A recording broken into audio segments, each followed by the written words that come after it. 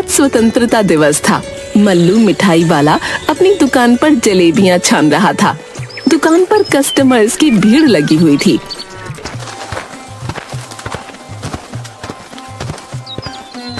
मल्लू भाई, जलेबियां कैसे दे रहे हो? 450 रुपए किलो। अरे अभी अभी तो 200 रुपए किलो जलेबी दे रहे थे। 1 घंटा 2 गुना से ज्यादा कैसे दाम बढ़ गया? आप ठीक कह रहे हैं सरपंच जी, लेकिन 1 घंटा पहले एक भी कस्टमर मेरे दुकान पर नहीं थे। अभी भीड़ को देख रहे हैं ना, अभी 500 रुपए किलो भी बेचूंगा तो हाथों हाथ बिक जाएगा। इतना लालच ठीक नहीं मल्लू, भगवान से डर। इतना लालच ठीक नहीं। इसमें लालच की क्या बात है? इसे अर्थव्यवस्था कहते हैं। मांग बढ़ेगा तो दाम भी बढ़ेगा। 200 रुपए किलो जलेबी लेना है तो कल आकर ले लेना। आज तो यही भाव लगेंगे भैया। लेना है तो बोलो, नहीं तो आगे बढ़ो। लूंगा क्यों नहीं, मंत्री जी अभी आने वाले हैं झंडा फहराने के लिए। ये लो 4500 रुपए, 10 किलो जलेबी तौल दो। उधर मल्लू का बेटा मग्गू के स्कूल में मास्टर साहब मग्गू से बोलते हैं, बच्चों, आज हम सभी के लिए बहुत ही महत्वपूर्ण दिवस है। आज ही के दिन हमारा देश अंग्रेजों के गुलामी से आजाद हुआ था। आज हम लोग शपथ लेते हैं कि हर गलत करने वालों का विरोध करेंगे, चाहे वह अपना ही क्यों ना हो। जी सर, हम शपथ लेते हैं कि हर भ्रष्टाचारी का हम विरोध करेंगे, चाहे वो कितना भी अपना क्यों ना हो। शाबाश बच्चों, अब कुछ ही देर में प्रिंसिपल सर झंडा फहराएंगे। मग्गू, तुम 1-2 लड़कों के साथ जाकर अपने दुकान से 10 किलो जलेबी ले आओ। मग्गू 2 लड़कों के साथ जलेबी लाने के लिए अपनी दुकान पर जाता है। मग्गू बहुत ही जिद्दी लड़का था। अगर वो कोई चीज एक बार करने की ठान लेता तो वो करके ही दम लेता। पिताजी, ये लो 2000 रुपए, स्कूल के लिए 10 किलो जलेबी दे दो। बेटा 2000 नहीं, 4500 रुपए लगेंगे 10 किलो जलेबी का। अरे पिताजी, 200 रुपए प्रति किलो के हिसाब से 10 किलो जलेबी के 2000 हुए ना। लेकिन बेटा, जलेबी के दाम 200 रुपए नहीं, 450 रुपए प्रति किलो हो गया है। लेकिन पिताजी, तो गलत है, ये भ्रष्टाचार है और हम भ्रष्टाचार का विरोध करते हैं। हम ऐसी लूट नहीं होने देंगे, वो भी आज के दिन। ज्यादा नेता बनने की कोशिश मत करो। लेना है तो लो, नहीं तो फुटो यहाँ से। 450 रुपए प्रति किलो से कम में नहीं जलेबी बेचूंगा। अगर आप सही कीमत पर जलेबी नहीं दे पाए तो हम आंदोलन करेंगे। बोलो दोस्तों, इनकलाब जिंदाबाद, जिंदाबाद, जिंदाबाद। तानाशाही नहीं चलेगी, नहीं चलेगी, नहीं चलेगी। मग्गू वहीं धरने पर बैठ जाता है। इधर लालची मल्लू कीमत कम करने को तैयार नहीं था और उधर उसका बेटा मग्गू काफी जिद्दी था, इसलिए कोई समझौता नहीं हो पाता और मग्गू अपनी ही दुकान के सामने अपने ही पिताजी के खिलाफ धरने पर बैठ जाता है। जैसे ही मास्टर प्रकाश को ये सारी बातें पता चलती हैं, वो घटना स्थल पर पहुंचते हैं। क्या हुआ मग्गू, तुम यहाँ जलेबी लेने आए थे, फिर धरने पर क्यों बैठ गए?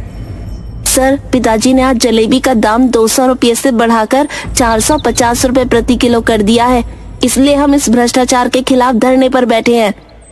क्यों मल्लू जी, जलेबी के दाम अचानक क्यों बढ़ा दिए? सर, आप तो बच्चों को अर्थशास्त्र पढ़ाते ही होंगे। अर्थशास्त्र हमें बताता है कि किसी भी वस्तु का कीमत उसके मांग पर निर्भर करता है। आज जलेबी का मांग ज्यादा है तो उसकी कीमत भी ज्यादा होगी। ऐसा थोड़े है कि मनमाने तरीके से कीमत बढ़ा देंगे। मैं तो अपने जलेबी की कीमत यही रखूंगा सर। हाँ, अगर आपको दूसरे जगह से लेना है तो यहाँ से 17 किलोमीटर दूर जाकर सस्ती जलेबी ला सकते हो। ओहो, यानी इस गांव में एकमात्र हलवाई होने का फायदा आप उठा रहे हो।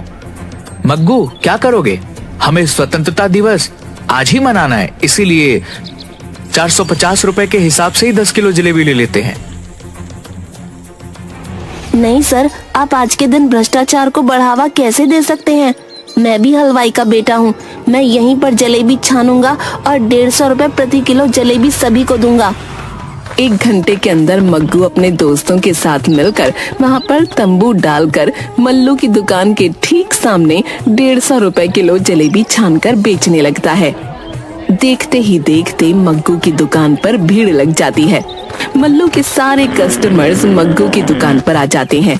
मल्लू का लगभग 1 क्विंटल छानी हुई जलेबी वैसे ही पड़ी की पड़ी रह जाती है। बबली, बबली कहाँ हो? बाहर आओ। देखो अपने लाडले को क्या कर रहा है। अरे क्या हुआ जी, क्यों आसमान सर पर उठाए हो? अपना मग्गू दुकान खोले हुए है और उसकी दुकान पर भीड़ लगी हुई है, तो आपको क्यों जलन हो रही है? सारी दुनिया चाहती है उसका बेटा आगे बढ़े और एक आप हो। सारी दुनिया अपना बेटा को आगे बढ़ते देखना चाहता है, लेकिन यह नहीं कि बाप को पीछे छोड़कर और घाटे में व्यापार चलाकर कोई आगे बढ़े। वह देखो दाम के दाम जलेबियां बेच रहा है। मेरी 1.5 क्विंटल जलेबियां यूं ही बर्बाद चली जाएंगी, उसको कोई फर्क नहीं पड़ता। अब तुम तो उसे जानते ही हो कि वो कितना जिद्दी है। अगर उसने जिद पकड़ ली तो वो उसे पूरा करके ही रहेगा। और तुम्हें क्या पड़ी थी 2 गुने से ज्यादा दाम पर जलेबियों को बेचने की? मैं कह देती हूँ जी, यही लालच आपको एक दिन कहीं का नहीं छोड़ेगा। आओ आओ चाचा आओ, चाची आओ, भैया और भाभी आओ, दाम के दाम जलेबियाँ खाओ, स्वतंत्रता दिवस धूमधाम से मनाओ। तभी वहाँ से सरपंच जी के साथ मंत्री जी गुजरते हैं। मग्गू की दुकान पर भीड़ देख हुकुमचंद जी, ये आपके गांव में इतनी भीड़ क्यों लगी है? शायद कोई जलेबी की दुकान है, लेकिन ठीक सामने अब बड़ी सी जलेबी की दुकान में एक भी आदमी नहीं, ऐसा क्यों? मास्टर जी, मल्लू के दुकान के सामने किसने जलेबी की दुकान खोली है?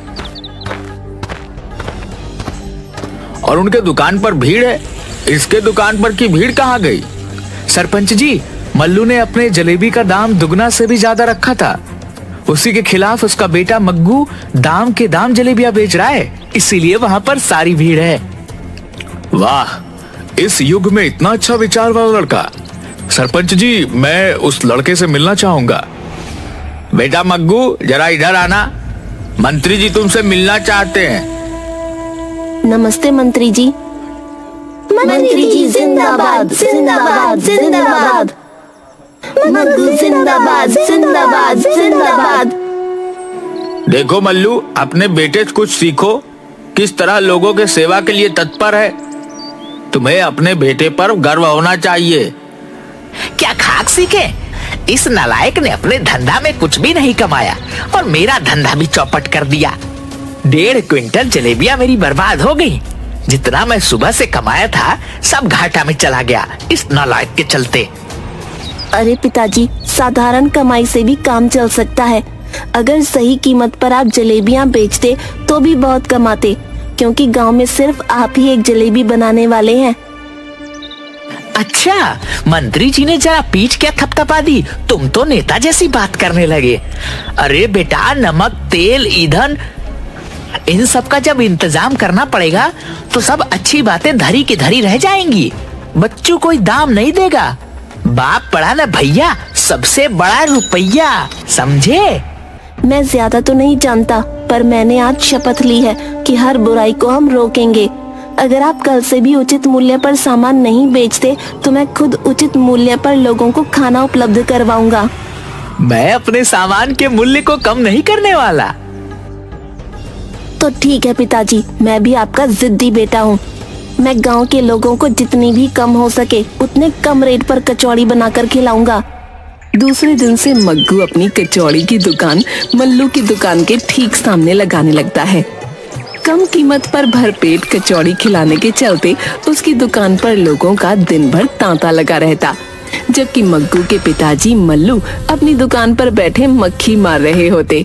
इस तरह मल्लू धीरे धीरे अपने घर में बैठकर खाते खाते कंगाली की कगार पर पहुंच जाता है। जगिया, इधर सुन, तुम्हें एक काम करना है। तुम तो जानते हो मल्लू काका, 1 बोतल दारू के बदले जगिया कुछ भी कर सकता है। अरे जगिया, मैं तुम्हें 10 दिन फ्री में दारू का बोतल दिलवा दूंगा, लेकिन यह काम सीक्रेट है। किसी को भी मालूम नहीं चलना चाहिए। अरे मल्लू काका, आप काम बोल कर तो देखो, मेरे इस कान से दूसरे कान को खबर नहीं होगी। ये जगिया बेवड़ा का वादा है। तो ठीक है, ये लो जमाल गोटा का पुड़िया, और मग्गू के कचौड़ी में कैसे इसे डालना है ये तुम जानो। आप फिक्र न करो मल्लू काका, बस मेरे हाथ की सफाई देखते जाओ। दूसरे दिन जगिया सुबह सुबह मग्गू की दुकान पर जाता है। मग्गू, मुझे बहुत भूख लगी है, 2 दिन से कुछ खाया नहीं, मुझे कुछ खाने को दो। जगिया, अभी अभी तो दुकान खोलने जा रहा हूँ, इतनी सुबह मैं खाना कहाँ बनाऊंगा? अभी तो सारा इंतजाम ही कर रहा हूँ। थोड़ी देर बाद आना, उसके बाद मैं तुम्हें कचौड़ी खिलाऊंगा। जगिया बेवड़ा है पर मुफ्त खोर नहीं। मैं मुफ्त में खाकर भिखारी नहीं बनना चाहता, मैं काम करके खाना चाहता हूँ।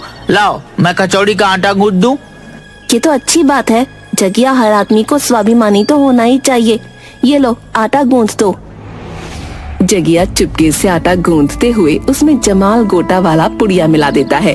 उस दिन जितने भी लोग मग्गू की दुकान पर खाना खाने आते हैं, सभी या तो बीमार पड़ जाते हैं या दस्त से उनकी हालत खराब हो जाती है। गांव में हाहाकार मच जाता है। सरपंच जी, मैं ना कहता था कि घटिया सामान इस्तेमाल करने से कभी भी बड़ी घटना घट सकती है। सस्ते सामान का यही नतीजा है। मैं भले ही कुछ ज्यादा कीमत पर खाना खिलाता हूँ, लेकिन मेरे खाने से आज तक गांव में कोई बीमार नहीं पड़ा। वैसी बात नहीं है मल्लू, मग्गू का दुकान खुले हुए आज 6 महीना हो गए। 6 महीनों में ये पहली घटना है। ये तो जांच का विषय है। मैंने पुलिस इंस्पेक्टर धाकड़ सिंह को इसकी जांच के लिए बोल दिया है। तभी धाकड़ सिंह जगिया को पकड़े हुए वहाँ पहुँचता है। ये रहा सरपंच जी, जिसने मग्गू के कचौड़ी में जमाल गोटा और बीमार होने वाला जहरीला पाउडर मिलाया था। पर इंस्पेक्टर साहब, आपको ये पता कैसे चला कि इसी ने मग्गू के कचौड़ी में जहरीला पदार्थ मिलाया है? दारू का ज्यादा सेवन कर लेने के कारण यह थाने के पास गिरा हुआ बड़बड़ा रहा था। इसके पास दारू की 10 बोतलें थी। पूछताछ में यह बताया कि मल्लू ने उसे यह दारू उपलब्ध करवाए हैं। उसके बदले में इसने मग्गू के कचौड़ी में कुछ पाउडर मिलाया था। देखा मल्लू, लालच ने तुम्हें कहां पर लाकर छोड़ा। अपने बेटे के खिलाफ तुम अपराधी बन गए, साथ में सारे गांव के लोगों को संकट में डाल दिया। ले जाइए इंस्पेक्टर साहब इस लालची आदमी को। इंस्पेक्टर मल्लू को पकड़कर ले जाता है। अदालत उसे 6 महीने के कारावास की सजा सुनाती है। इधर मग्गू धीरे धीरे अपने दोस्तों की मदद से कई शहरों में सस्ती कचौड़ी की दुकान खोल लेता है। उसकी जिद थी कि हर आदमी को उचित कीमत पर खाना उपलब्ध करवाए।